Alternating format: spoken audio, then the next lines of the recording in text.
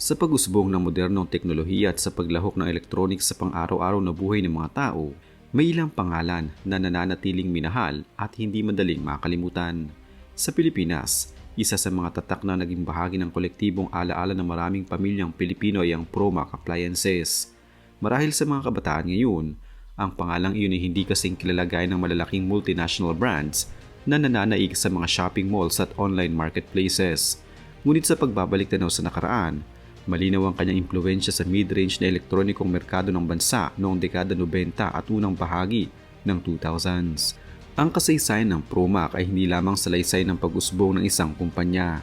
Ito'y salamin ng mas malawak na pagbabago sa teknolohiya, konsumerismo at sa kultura ng aliw sa Pilipinas. Ang bawat amplifier, radyo, cassette player at lalo na mga karaoke set ay nagdala ng mga tunog ng awit at musika sa bawat tahanan. Nagbigay ng pagkakataong magsama-sama ang pamilya at mga kaibigan sa parang masaya at personal. Upang lubos na maunawaan ang kahalagahan ng Promac, kailangan munang balikan ang pinagmulan ng tatak. Kung paano ito nagsimula, ang konteksto ng merkado noon at ang mga dahilan kung bakit ito tumimo sa puso ng mga Pilipino. Ang Promac Appliances ay unang lumitaw sa Pilipinas sa ilalim ng pangalang McLean Electronics Incorporated. Ang kumpanyang ito ay tinatag noong dekada 60. Sa panahong iyon, nananatiling limitado ang lokal na industriya ng electronics sa Pilipinas. Ang karamihan ng mga kagamitan gaya ng radyo at iba pang audio player ay naangkat pa mula sa ibang bansa. Nais ng mga tagapagtatag ng McLean Electronics na magkaroon ng sariling nilikhang produkto ang bansa. Kaya't sinong nila ang hamon ng pagdidisenyo at paggawa ng mga audio appliances na abot kaya at angkop sa pangailangan ng lokal na consumer. Mula sa simpleng mga transistor radio at radiophone noong una, unti-unting na-expand ang kanilang mga produkto upang isamang cassette players, speakers at kalaunan ay mga komplikadong unit gaya ng mga mini components at home entertainment systems. Hindi may kakailan ang pagiging lokal ng brand na ito ay isang malaking dahilan kung bakit tinanggap ito ng merkado ng Pilipinas. Hindi man ito kasikatan. Sa international na antas tulad ng ibang global brands, ang Promac ay lumago sa puso ng mga mamimiling Pilipino dahil sa pagiging sensitibo nito sa lokal na lasa, presyo na kayang-kaya at availability sa maraming tindahan sa buong bansa. Sa dami ng mga produkto, mayroon ding promosyon na nakatuon sa kulturang Pilipino. Mga advertisement na nagpapakita ng mga pamilyang sabay-sabay nagsasaya at nag-aawitan. Ito ang naging bagay na nagpahintulot sa Promac na hindi lamang makita bilang isang tagagawa ng kagamitan, kundi bilang kasabay sa mga mahalagang sandali ng isang pamilya. Sa paglipas ng panahon, nagbago rin ang pangalan at estratehiya ng kumpanya. Mula sa McLean Electronics, unti-unti itong nagkaroon ng sariling identity na kilala bilang Promac.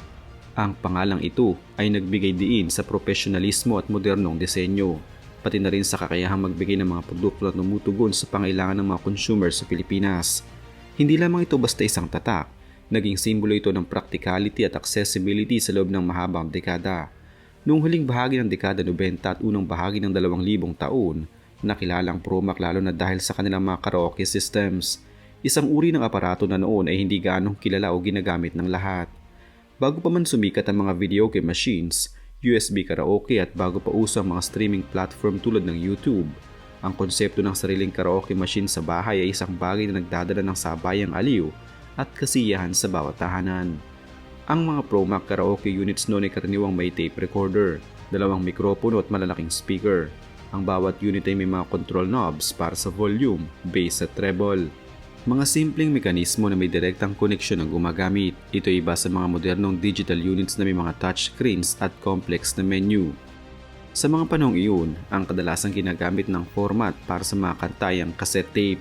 Ang bawat tape ay may mga -1 tracks, mga audio recording na may instrumental lamang at walang pangunahing boses na perpekto para sa pag-awit. Sa bawat piyesta, sa bawat salo-salo at sa bawat simpleng pagtitipon, ang mga karaoke system ng Promac ay nagiging sentro ng kasiyahan.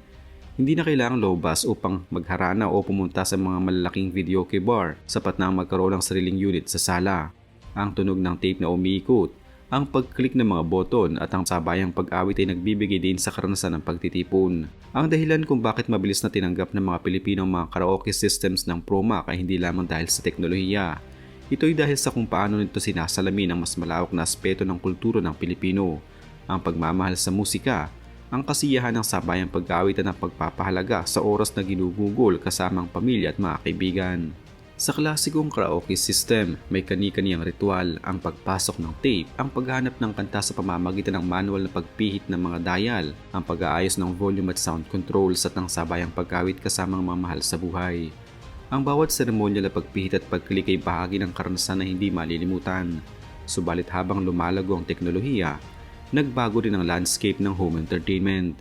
Ang pagdating ng CD at DVD karaoke systems ay nagbigay ng mas malinis at mas malaking koleksyon ng mga kanta. At kalaunan ay sumikat ang USB karaoke at mga digital formats na may mas madaling pag-access sa libo-libong minutong audio at video files. Ang mga streaming platforms tulad ng YouTube ay lalo pang nagpabilis sa pagkakaroon ng access sa mga -1 tracks at music videos na hindi na nangangailangan ng tape o CD. Dahil dito, unti-unti nang bumagal ang interes sa mga klasikong tape-based karaoke systems, kabilang na mga unit na ginawa ng Promac. Ang pagbabago ng kagustuhan ng merkado ay hindi lamang teknolohikal. Ito rin ay may konteksto sa lifestyle at inaasam ng mga bagong henerasyon.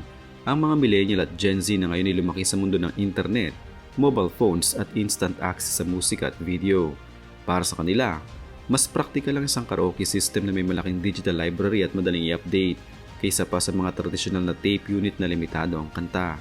Ito'y dahilan kung bakit ang Promac at iba pang lumang brand ay kinailangang mag-adapt o magpa-modernize ng kanilang mga produkto. Bagaman hindi na gaanong ginagawa, di pinamimigay ang mga klasikong karaoke system ng Promac na may tape recorder at mic, nananatili ang pangalan sa merkado sa pamamagitan ng mga bagong produkto. Ang mga modernong audio system na may Bluetooth, USB at digital playback ay bahagi ng kanilang kasalukuyang lineup. Dahil dito, ang tatak ay hindi tuluyang nawala kundi nag-shift ng focus upang tugunan ang bagong pangailangan ng mamimili. Ang mga bagong unit ay mas magaan, mas compact at may mas mataas na kalidad ng tunog kaysa sa mga lumang sistema na siyang nagpapakita ng pagsabay sa teknolohikal na pagbabago. Ang Promac ay naging bahagi ng nostalgic na pag-alala ng mga taong lumaki sa panahon ng tape karaoke. Isa rito ang paraan ng paglalagay ng label sa bawat tape. Maraming pamilyang mano-manong nagsusulat ng pamagat ng kanta sa bawat tape at may mga pagkakataon pa na ang mismong pamilyang nagre-record ng mga lokal na kanta upang gamitin sa pag-awit. Ang prosesong ito ay nagbibigay din sa pagiging malikhain at personal na ugnayan ng mga tao sa kanilang aliwan.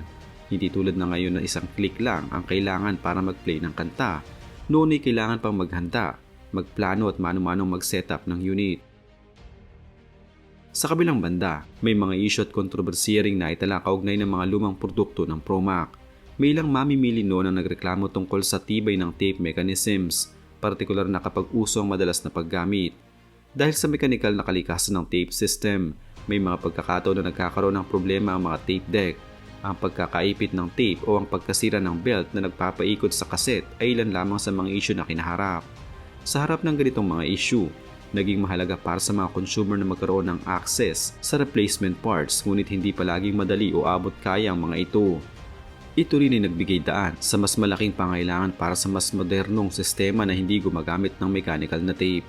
Ang mga lumang units ay may tinatawag na maintenance issue at may mga oras na kailangan ng manual adjustments upang manatiling gumagana ng maayos. Ang mga naturang problema ay hindi eksklusibo sa Promac lamang. Maraming iba pang mga tatak noong panahon ding iyon ang nakaranas ng parehong issue dahil sa limitasyon at teknolohiya. Ngunit para sa maraming consumer, ang mga ganitong karanasan ay bahagi ng pagtanda ng isang makina at bahagi rin ng mas malawak na alaala ng panahong iyon. Sa pagdaan ng mga dekada, ang merkado ng electronics sa Pilipinas ay mas naging kompetitibo. Ang pagpasok ng maraming international brands na may mga sopistikadong teknolohiya at mas modernong features ay nagbigay ng mas maraming pagpipilian sa mga mamimili. Dahil dito, ang mga lokal na brand gaya ng Promac ay kailangang mag-adjust at mag-innovate upang manatiling may lugar sa merkado. Sa kasalukuyang panahon, ang pangalan ng Promac ay nananatiling kilala sa mga tindahan ng audio equipment at electronics. Hindi na ito kasing dominado ng dati sa home karaoke systems na may tape recorder ngunit ang brand ay patuloy na nag-aalok ng mga produkto na may mas modernong functionality. Ang mga bagong audio units ay may mas mataas na kalidad ng tunog, mas madaling gamitin at may mas maraming playback options. Ang kasalukuyang entablado ng merkado ay mas digital at interconnected. Ang mga produkto ngayon ay may Bluetooth music streaming upang makapag-connect sa smartphones at iba pang devices. Ang pagkakaroon ng USB ports ay nagbibigay daang mag-play ng libo-libong kanta nang hindi kailangang magdala ng physical media gaya ng tape o CD. Ito ay malaking pagbabago kumpara sa panahon ng klasikong karaoke systems. Sa huli, ang kasaysayan ng Promac appliances ay hindi lamang salaysay ng produkto at teknolohiya. Ito ay salaysay ng isang panahon sa Pilipinas kung kailan ang sabayang pag-awit sa sala ay isang ritual, ang mga tape ay isang kayamanan ng mga kanta at ang bawat button at knob ng makina ay may kani-kaniyang memoryang naka-attach sa mga personal na karanasan. Ang alaala ng mga klasikong karaoke system na may tape recorder at mic ay hindi agad mawawala. Sa puso ng mga taong lumaki sa panahon na iyon, ang tunog ng umiikot na tape at ang mga kantang sabay-sabay nilang inaawit ay bahagi pa rin ng kanilang mga kwento. Bagaman nag-shift na ang merkado patungo sa mas modernong teknolohiya, ang impluwensya at nostalgic na dala ng Promac ay nananatili. Isang patunay na ang isang tatak ay higit pa sa kagamitan.